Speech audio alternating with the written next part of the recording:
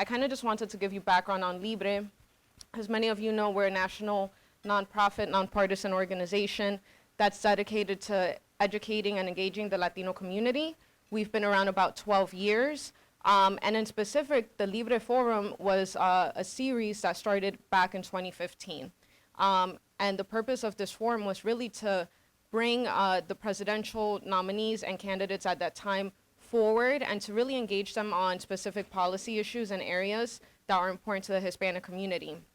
The cool thing about Florida, and as I'm looking in the room, I've worked with many of you in the past, is that Florida is highly engaged, not only on the policy side, but in politics, right? So we felt that there was no better time to bring the Libre Forum back and really hear from industry experts through our panels, through conversations. There will be time for audience Q&A. And we were really intentional about the panelists that we chose and the topics we chose. Before I kick it over to Jose, I also want to say that some of the issues we'll be discussing will be Bidenomics, the road to 2024, and the economy and jobs, right, which are all things that we heard a little bit about last night through the debate. So it is my pleasure to introduce Jose Maya. He's our new Chief Executive Officer. Thank you.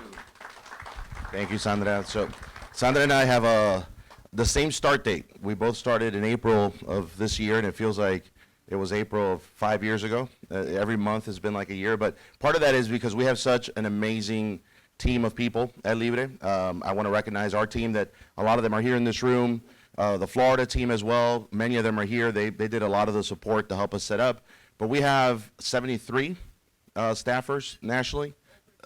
And 200 when you add part-time staff, and that's probably going to grow to 500 by the time 2024 is over. So we're doing a lot of work in a lot of communities across the country, and this is important work, right? For us, this mission, like many people in this room, it's more than just a job. It's personal, right? This is something that's deeply ingrained in us because we care about the future of this country, right? And we care about the future of the Latino community in this country. And I'm a firm believer that the future of this country will be determined by the success of the Latino community. I think we are going to be the vanguard that restores and protects and really uplifts the values that have made this country the greatest country in the history of the world. Those values that go back to the founding of our republic. That's why Libre is always fighting for those free market principles so that everyone has opportunity. We're fighting to remove barriers so that people can reach their full potential. And whatever their dream is, whatever their American dream is, they'll be able to achieve that American dream. But there's so many important issues out there. We heard some of those yesterday. But one of the things that we realized as we were talking earlier this year, Sandra and I were thinking about some things from the past that worked and some things that are necessary now, is that there has been a bit of a void when it comes to the issue set as it pertains to the Latino community. And we thought, look, this is a good time to bring the forum back and to be very purposeful about the issues that we talk about. This is going to be a series. So this is our first one, and on the heels of this presidential debate. We'll definitely be doing something similar to this, if not a Libre Forum tied to the convention. And there'll be other moments, we think these key inflection points, where we can work with community leaders, national leaders, local leaders that have incredible value and bring amazing points of view to share with all of you. We're also streaming this. Our team here from Noiseworks, they're doing a great job. This is going to be streaming online and also be available online for people to look at later and for us to share with the thousands of people that follow Libre, but also the people that we're trying to reach across the country. So we're excited to be here. We're excited that all you are here. Looking forward to more folks arriving throughout this morning. But know that this audience is critical, but really the audience we're trying to reach is the 60 million Latinos that are across the country, and we're going to find innovative ways to get in front of them and to carry this message so that we have the success that we were just describing earlier. So with that, I'm going to now ask Cesar Grajales, our Public Affairs Director, who's our official MC for the night. Cesar's a bit of a celebrity here. I don't know if you guys know Cesar, and if you don't, you got to get to know him. But Cesar's been with us for 11 years. He was one of the first hires at Libre, back when Daniel, who's here, our president Daniel Garza, who you'll hear from as well shortly. And he is just incredible. You know, Cesar started at Libre as a contractor doing the most grassroots, the toughest work. And he has become the voice and the face of the organization for a number of years. And here locally, he's a very successful spokesperson and I guess analyst with La Nueva Poderosa. here in Miami, which is a great project that we think has tremendous potential. We actually partnered with La Nueva Poderosa this week as part of their special coverage of the debate. Yesterday, we were involved in that, and we're excited to be a partner with them, but more so, we love having Cesar as part of our team. So. Good morning, everyone. Buenos días. Thank you, Jose. Thank you, Sandra. I really appreciate the introduction. Thank you for your kind words. I mean, it means a lot to me. The first panel that we're going to have today is the Hispanic workforce at a glance. And for that, we had, obviously, a group of expertise, including our very own Isabel Soto, which is our policy director. Isabel has a ton of experience. She, before joining Libre as the policy director, she was the senior policy advisor at the U.S. Congress Joint Economic Committee and the director of the labor market policy. And Isabel, please join us on the stage.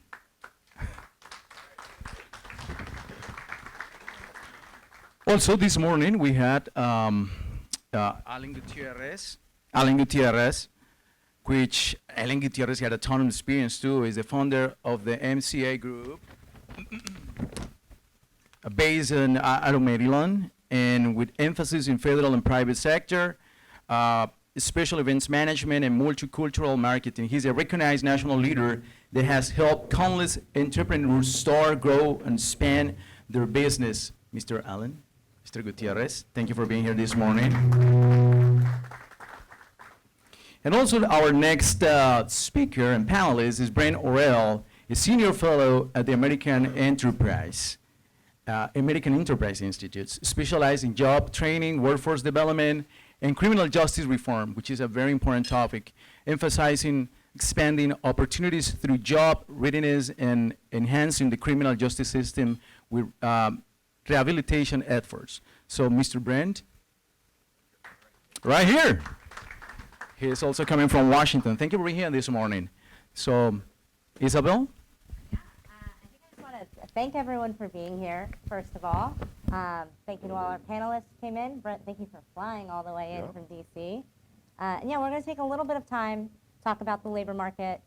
Jobs and the economy probably pulls the highest. When you ask Hispanic voters, what do you care about? It's what's happening in the economy, the prices are too high, and why can't I find a good job? And why are members of my family who own businesses struggling to find workers? And why am I, as a worker, struggling to find a job? So we're going to, probably with the experts here, probably going to solve it, I think, today. And then they're going to tell you what the answers are. But I think we Crystal ball. yeah, perfect. That's why they're here. So we'll start off. Brent, you've got a bunch of experience in workforce development. I've been with the Bush administration. I think you were with the employment and training admin. Can you just talk about, given your experience, what have the trends been? I think just top line, overall labor market, and if you could talk a little bit about what the Hispanic community has seen. Sure. I published a piece yesterday in Deseret News where I talked a little bit about a number of workforce-related issues. But what I said in that piece was, this is the most turbulent labor market that we have seen in decades, certainly in my lifetime, in terms of, you know, we had a pandemic, we had closures, we had the ramp up after the pandemic, after the vaccines took hold, we could all get back to work, and then we saw, you know, really substantial inflation again since I was like in grade school, and we've seen rapid increases in wages associated with that inflation. So it's really difficult to get your mind around how challenging and how unusual this labor market has been. When we sort of drop down from that 30,000-foot view and think about kind of the Hispanic community, Latino communities, you know, they've experienced both sides of that equation, right? They've experienced, you know, like everybody, very high levels of unemployment during the pandemic. they also have experienced some amazing opportunities since the pandemic has been over in terms of opportunities to advance. That cuts across the board. And rising wages. What we've seen is that wages at the bottom of the labor market have gone up even faster than the rest of the economy. So it's very much one of these best of times, worst of times scenarios that Americans are facing generally, and certainly that applies to Hispanics. Right now, Hispanic unemployment is at about 4.8%. That's up about a point over the last year. And that is a reflection, I think, of the, we've finally peaked out in the labor market. And so unemployment isn't rising per se. We're still at historically low levels of unemployment. But some of that froth that was being generated in the return to work, I think, is beginning to dissipate. Hispanics are exactly the same percentage of the workforce that they are of the population, which is interesting. It's about 18% of the workforce, 18% of the total population. One of the interesting things that jumps out when you look at Hispanic workers is that they have the lowest average weekly earnings of all ethnic groups, right? It's not super dramatic difference. But it's notable that that's still the case. They're concentrated in extraction industries, farming, forestry, fishing, construction is another big area, transportation and material handling. So what it looks like to me, when I look at the big picture of the Hispanic workforce, is that this is a workforce of aspiration. We did a survey of Hispanic attitudes towards work, and what really jumps out is how much Hispanics care about work as work. It's a very important part of identity for Hispanics is participation in the workforce. I think that shows Yeah. up in the numbers Yeah. as well, right? Yeah. We look at labor force participation Yeah. and consistently, I think, almost for the last 3 decades. Yeah. When you break it down, race and ethnicity, Hispanics are significantly higher than any other group. Yeah. But right, we've got this dual problem of high labor force participation, but when you break it down in terms of wages, you've got the lowest wages. So there is this disconnect. Yeah, there's a real right? tension there, and aspiration that's the filler between those two things. It's the number of Latinos in management positions has doubled since 2000. Right, it's gone from about 5% to 10%. That's still low, but that shows a really strong trajectory for the community into the future. It's like this is a community on the rise within the American economy.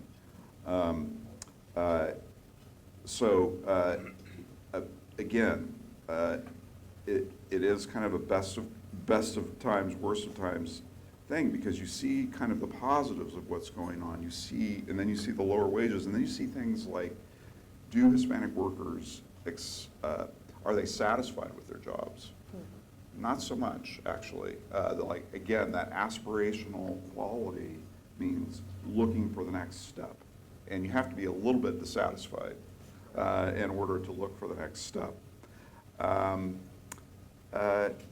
So maybe I'll pause there. Yeah. And then we've got a lot of other things we can talk about. There's so much to cover. Yeah. I'll turn to you, Alan. You were in charge of, or part of the Small Business Administration during COVID, which I imagine was a challenging time.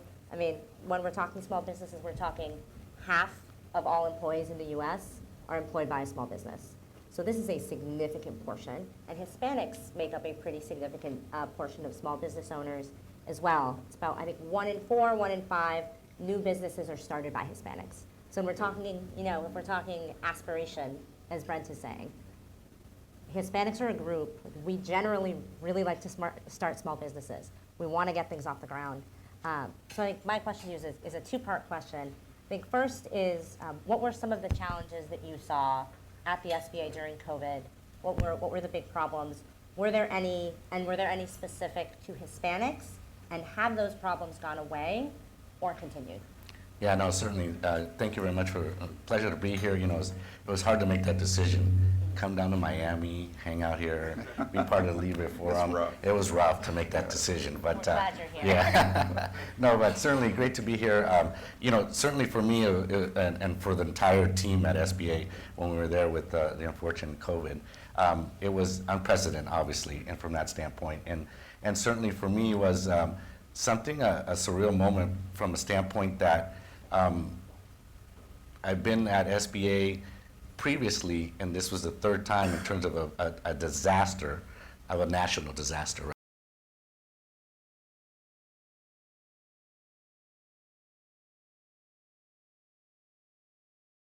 Wow. And then certainly with several years after that, in the 2017 or so, the 3 hurricanes, right, that hit, and that was another big challenge. And certainly was never, you know, you want to always prepare, but certainly with COVID and the shutdown was really a big challenge from that standpoint, because you really, like you mentioned, you know, the engine of America, the backbone of America is small business from that standpoint. One of the things that certainly from my perspective, that from the senior leadership that we had to really dig down into is that, you know, certainly we had rolled out different grant opportunities, different help, you know, everyone, now the familiar PPP, everyone, when you say PPP, everyone, you know, as a small business owner, you're like, yeah, I know what PPP is, right, from that standpoint. But one of the challenges that we saw, not only in the Hispanic business community, but I think also in general that I saw, because one of the divisions that I was overseeing was, you know, 1,200 offices that help small businesses start, manage, and grow their business. You know, they have a dream, they have an idea, and what are the challenges or opportunities from that standpoint. So that infrastructure was there to help the small business during COVID. Obviously, a lot was virtually, right, from that standpoint. But one of the things that I unfortunately saw was, and specifically in the Hispanic community, but was the notion of, you know, you talked about aspirations, right? You talked about that dream that you come from, you know,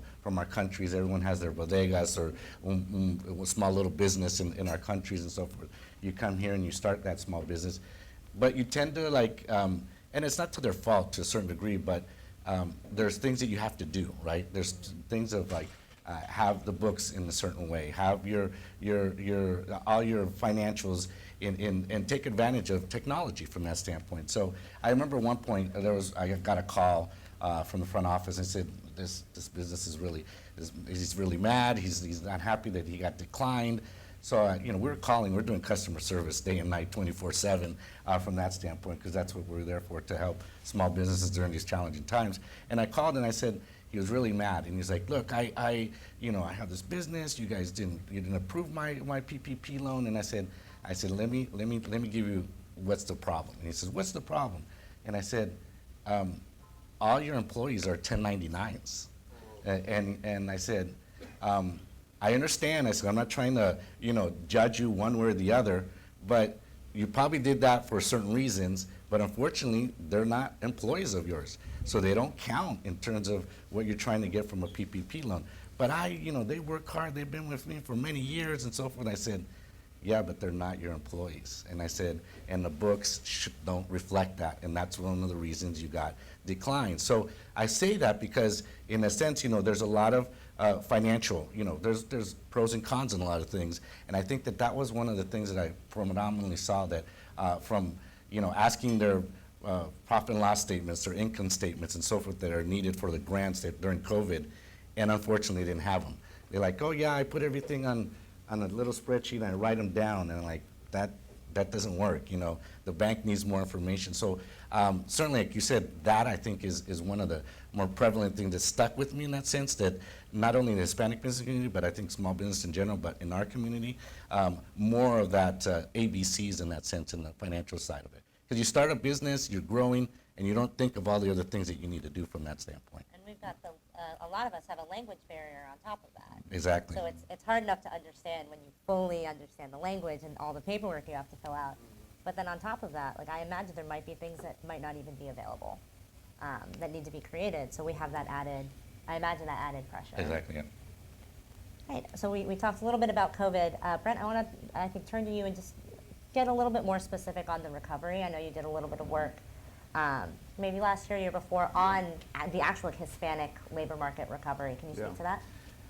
So some of this is anecdote, some of it's data, but what I observe sort of at the cross-section of those two things is that in keeping with your comments here on the importance of entrepreneurship and small business startups in the Hispanic community, was that the shutdowns were a major, major problem for Hispanics because they occupied this space of operating lots of small businesses that didn't have the, not just the technological infrastructure or the understanding of, of the programs that might have been available to them, but they didn't have the depth behind them to sustain themselves through a really difficult and challenging time. And I think that sort of looking at the kind of political behavior of Hispanics following the pandemic shutdowns, a lot of that is explained by these shutdowns took my livelihood away. And that was, that is a very upsetting thing to have lived through, and I think that was reflected in the politics. In terms of the recovery in employment, like I said before, everybody came roaring back after the economy reopened. And workers at the sort of bottom of the wage scale have disproportionately benefited from that accelerated return to normal operation of the economy. So I think that in general, post-COVID, if we can call it post-COVID, Hispanics have done much better. They have done better than other groups within the economy. So that's sort of one thing. The real question now is about the future, I think, of the economy and the workforce. And this is it's going to be a huge challenge for everyone. The advent of artificial intelligence, I think, and generative AI is going to change a lot of things, and it's going to, I keep telling people, it feels like, it's going to feel like it's slow, and then in 10 years, we're going to look back and say, wow, things have really changed as a result of the advent of artificial intelligence. And what I tell everyone is you got to get on the train now. Don't wait. And that means everybody. The head of our technology group and I wrote a piece about the importance of leaders within the business community sort of taking the lead in learning how to use AI because they need to integrate it strategically into their business operations. So that is going to put a lot of pressure on everyone who is in the workforce to learn. This is like you're going to have to learn how to reprogram your remote every single day. New remote every single day. Learning, and that's hard work. Where I think that Hispanics have a real advantage in this area is this very strong entrepreneurial and aspirational spirit. Because that's what's required. We're moving out of an era where we talk about agencies and what agencies are going to do for us into an era of agency. What are we going to do for ourselves? And I think that that Hispanics, Latinos, just in that aspirational and entrepreneurial mindset, are better positioned in many ways to work with this new era than a lot of other segments of American society. I see it. I talk to my team talk to people, other scholars at AEI, and I try to say, you know, you really need to start looking at this and how it's going to affect your work. And it's like, I don't want to talk about it. You know, it's too hard. I don't have time for this. I'm going to let my younger people do that. Well, the younger people are going, I don't want to do this either. So anybody who has that entrepreneurial drive, that agentic, aspirational spirit, I think is much better positioned for the economy that's coming to us right now. Yeah, and so when we're talking about like what is the future of the labor market, it's starting to look like the future of the labor market is Latino. The Bureau of Labor Statistics kind of did an estimate in terms of like what employment, what the labor market's going to look like in the future. And over the next 10 years, when we're talking net new workers, those net new workers, about 70% of them are going to be Hispanic. That's massive. So I guess my question for you, Alan, is... Well, can I just expand on that for a second? 70% of these workers are going to be Hispanic, right? And what is that fact is nested in this larger reality that our labor market is, our workforce is not growing nearly as fast as it used to. So those workers, every single one of them, are a really essential, valuable, precious commodity, right? We need to get more out of our workforce. People worry about automation, AI-driven automation, the end of work. I don't think that's the problem. I think the real problem for the American economy and the labor force is, will we be able to automate enough of the work so that we can stretch our labor supply to cover a growing economy? That I think is the fundamental reality that we're facing. So that growing Hispanic workforce is going to be a principal national asset. And we're younger on average. And younger. Yeah. So we are, I think the last I saw, on average, the American worker is like, average American worker is around 42.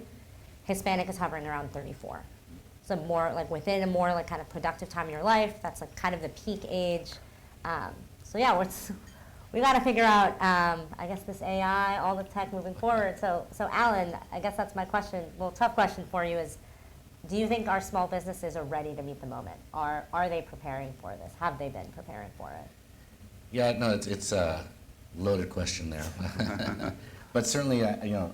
Or what needs to be done, I guess, to prepare our small businesses? Yeah, you know, it certainly tags into what you're saying about the AI. And I was at a conference a couple of weeks ago and was really fascinated of what you were mentioning too, is like, you need to jump on now as a small business, as a medium-sized business. You know, we always teach and say, you know, we're coming to the year end. You start doing strategic planning as a small business. What are my numbers? What do I want to accomplish next year?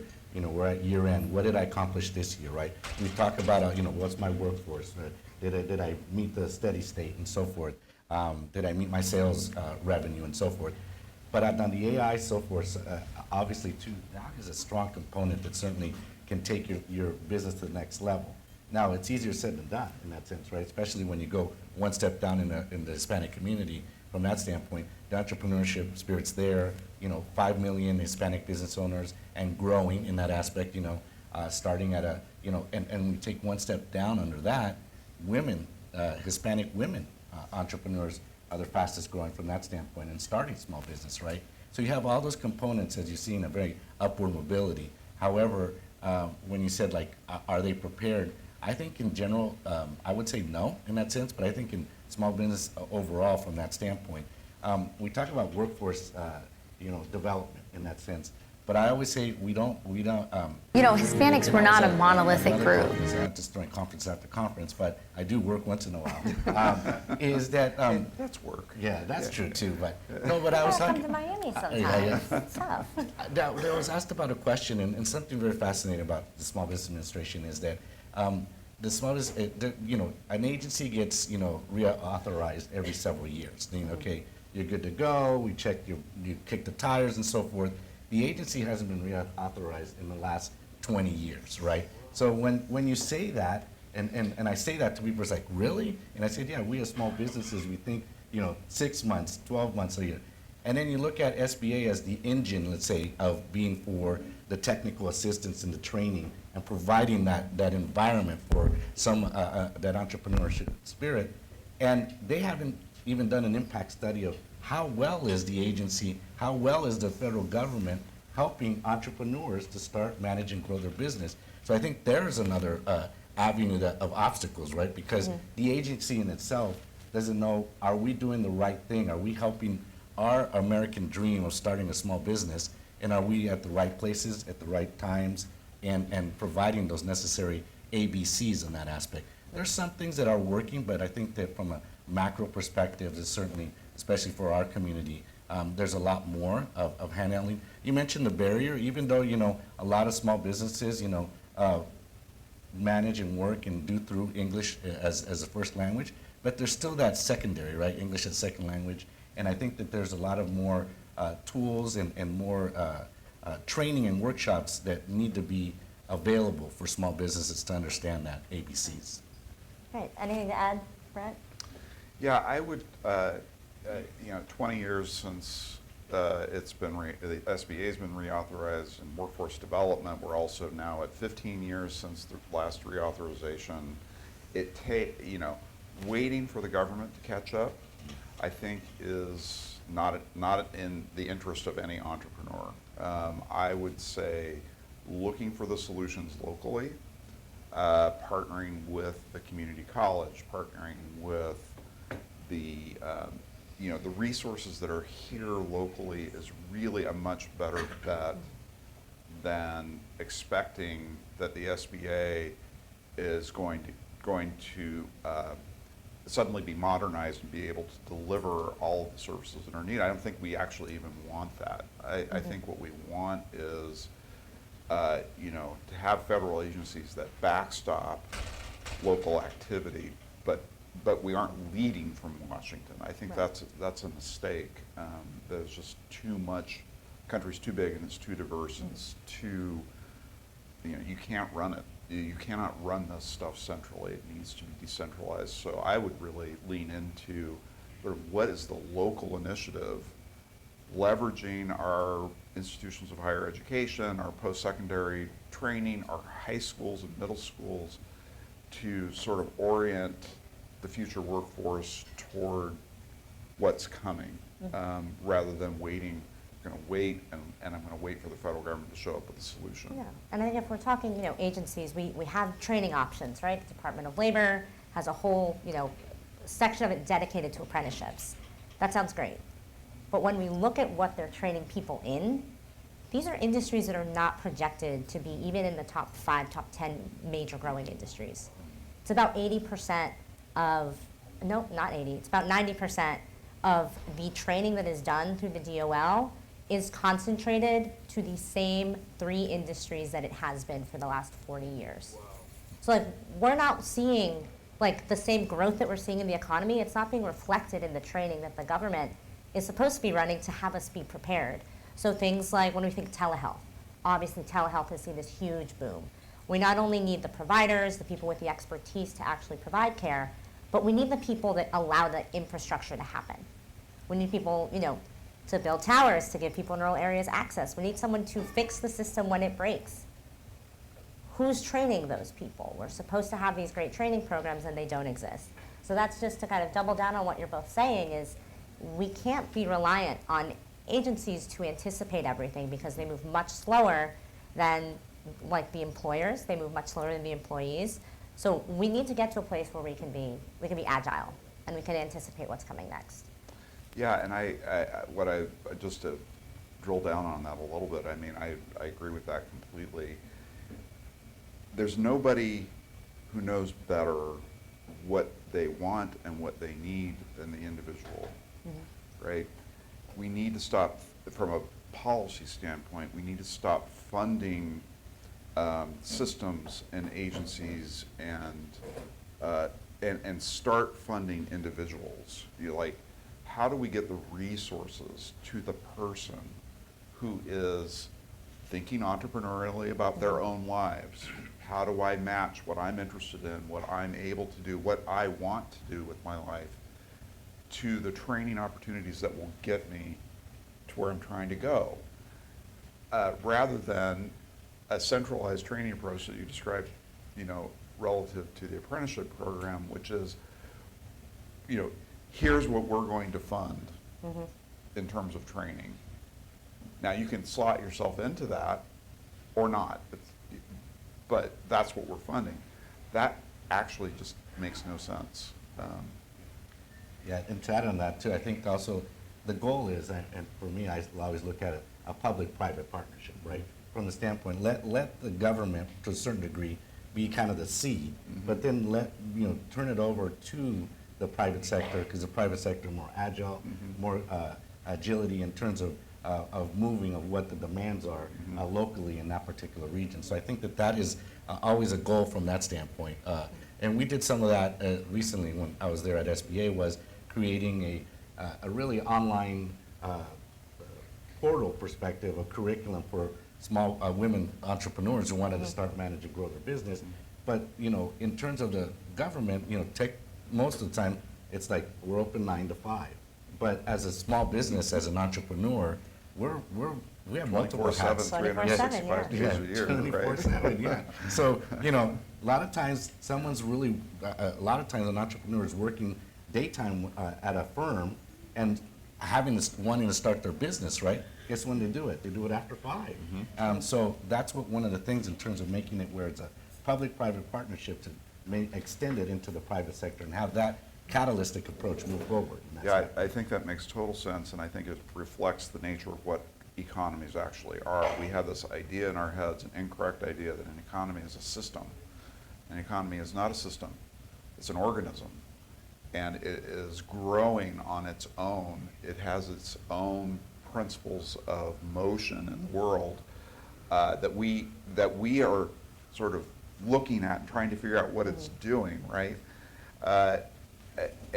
An agency approach looks at it and says, well, we're going to invest $1 billion. The federal government's going to invest $1 billion here, and we're going to create this thing. It's completely backward from the way that economies actually operate. All right, well, we're going to turn to questions. I would love to keep chatting and hold you guys here hostage as long as I can, but I'm ready to open up. Yeah. Good morning. May I ask a few questions, or? One at a time. Yeah. Yeah. Oh, thank you. Hello? Thank you. So, Mr. Orell, you mentioned that we should prepare for the jobs of the future. Understandable. How are we how are we faring so far? I mean, there are some communities that really value, high paid professions, engineering, medicine, technology, etc. How are we doing in that? And is that, can you break that out? We often talk about Hispanics as one group, but as we all know, that could be many different peoples. Yeah. So how do we split, amongst those groups? And the same question for wages. We speak about wages of Hispanics, rate of entrepreneurship, but does that break down differently for different groups? And then, wishful thinking here, but you just mentioned something, and I think Ms. Soto said something, the DOL is training people for jobs that won't exist or they won't be in the top 5. It's like these bureaucracies entrench themselves inevitably. What's the job to decentralize, I think you used that word, and devolve all those services, if they're going to remain in government, to the states, for example, or the educational systems, which are much closer to their customer, to their client. Okay, let's pause the question. There's a lot of questions in there. So I would,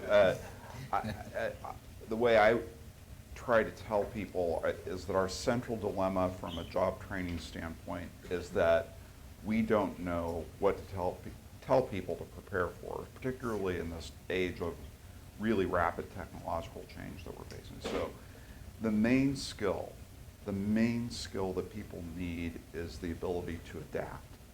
The skill to adapt to the future, right? So what does that mean? That means that we need to be focusing on fostering this entrepreneurial spirit, that people have a sense that they are actually responsible for their own futures. And then we need to resource them as individuals to pursue what they think is in their own best interest, right? Whether we happen to agree with that or not. So we don't know, we can't tell you, 4 years ago, candidate Biden was going around the country telling everybody to learn to code. Well, guess what? The computers are now coding themselves. So that was not great advice. And so we need to stop telling people what to do and ask them what do they want to do and how are we going to help them get to where they're trying to go. So I would say that, number one. On the decentralization point, I don't think we know how to do that. And we need some entrepreneurship within the federal government to let the states figure out how to do that. And so we're pushing proposals at AEI that would radically, at least provide as an experiment, radical decentralization of education and job training, so that states have a chance to build their own approaches that can serve their local communities. More question here.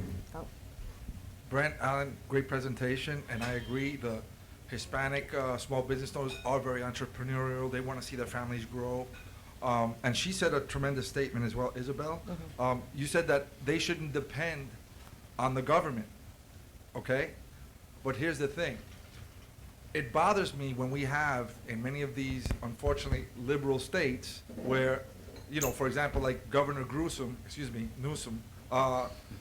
they have crime over there, and then it's so much crime that they're allowing that these people to steal up to $700 or $1,000, and they get away still scot-free, And then in New York, you have a bodega owner who gets attacked by a guy with a gun. The bodega owner fights against him, takes his gun, and he got shot. And the bodega owner, with all his strength, took the gun and killed that guy, but yet the bodega owner went to jail. That's crazy, And so what can small businesses do when the government, which should help them, not be dependent on, but help them, goes against them? What should they do? I mean, it hurts when I hear about this. Should they lobby or organize or what? What can they do? Well, I think, if I can jump in, yeah. You've got to organize, you've got to lobby. There are some really phenomenal, small business groups that come together and focus, the NFIB is a great example of a group that focuses on specifically the needs of small businesses. You've touched on crime. This is going to be central moving forward. The Libre Institute, our sister organization, did a poll and found that crime is up there, and it's been going up there in terms of a major concern for specifically Hispanic voters. On average, Hispanics tend to trust and support law enforcement in greater percentages than other ethnic groups. So if we're talking about a group that is growing, has more and more growing influence, maybe we see a change there, but it only happens if we are empowered at the local level to actually come together and lobby and push. Unfortunately, because of the way things are structured, coming from the local level is enough. You have to come from the local level and then push federally. Because it seems like the government's against them in that regard, against them. When those things happen and these criminals get away scot-free, they're not helping the small businesses. They're killing them. Yeah, I mean, anything for you guys to add? To piggyback on that, certainly, we're not getting into politics, but like I say, politics is local, right? But small business is local too, like we're saying, right? And every industry, not every industry, but depending on the region, right? There's what's the strengths of that area, right? I think that having the Libre Forum talk about these, what we're talking about, economic freedom, educational freedom, I think those are keys to our community. Not the only two, but very strong, lanes, I would say, that are important in our community. But being part of organizations and being parts of groups to really be the voice in that sense. And now it's easier said than done, right? Because we'll say, well, I did it, and I went to the small business committee up in Congress, and they heard me out, but they didn't do anything, right? But I think we got to continue to be a louder voice in that sense, especially in our community, right? We get very complacent, very humble in that sense, and we don't really come together and say, these are the things that are important for us, this is what's hurting us, we're largest majority in the minority. These are the things that we want to continue to contribute to the economy, contribute to our community, and make an impact for our generations that are coming behind us in that aspect. So that's what I would say in terms of that, from that perspective. Great.